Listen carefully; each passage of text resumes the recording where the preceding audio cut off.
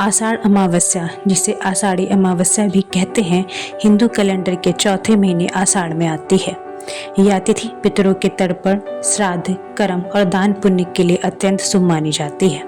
नमस्कार दोस्तों, आप सभी का स्वागत है मेरे इस चैनल संगीत सरू पर। आशा है आप सभी स्वस्थ होंगे, आप अपना और अपने परिवार का ख्याल रख रहे होंगे। आइए अब बात करते हैं आषाढ़ अमावस्या तिथि की। तो यह 14 जुलाई दिन मंगलवार को पड़ रही है और 13 जुलाई को शाम 6:49 बजे से 14 जुलाई को दोपहर 3:12 बजे तक अमावस्या का शुभ मुहूर्त है।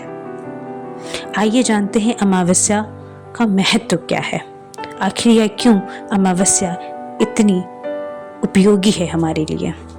चूँकि यह अमावस्या मंगलवार को पड़ रही है, इसीलिए इसे भौमवती अमावस्या भी कहा जाता है।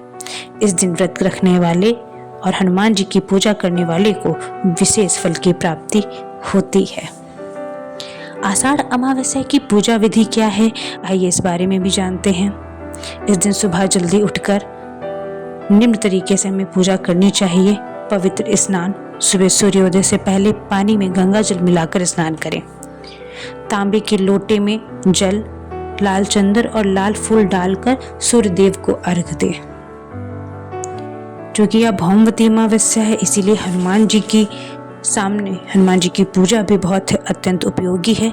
इसीलिए हनुमान जी के सामने चमेली के तेल का दीपक जलाकर हनुमान चालीसा या हनुमान बाण का पाठ करना आप सभी के लिए अत्यंत लाभदायी रहेगा। दोपहर के समय करीब 11:30 बजे से 12:30 बजे के बीच दक्षिण दिशा की ओर मुख करके बैठें।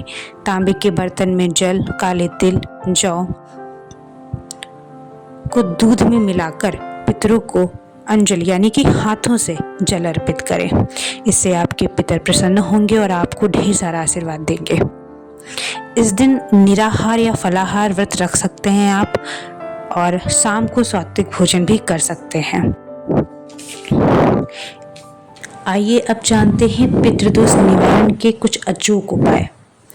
यदि कुंडली में पितृदोष है या आपके कार्यों में लगातार बाधा आ रही है, कोई कार्य बन नहीं रहा है, तो आपको पीपल वृक्ष की सेवा करनी चाहिए। शाम को पीपल के पेड़ के पास जाएं, वहां चौमुखी 4 मुखों वाला आटे का दीपक सरसों के तेल से जलाएं।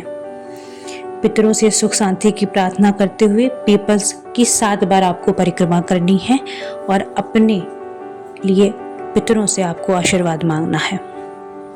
इसमें पंचबली भोग का भी विशेष महत्व है। अब पंचबली भोग होता क्या है, आइए जानते हैं। भोजन बनाने के बाद सबसे पहले 5 हिस्से निकालें।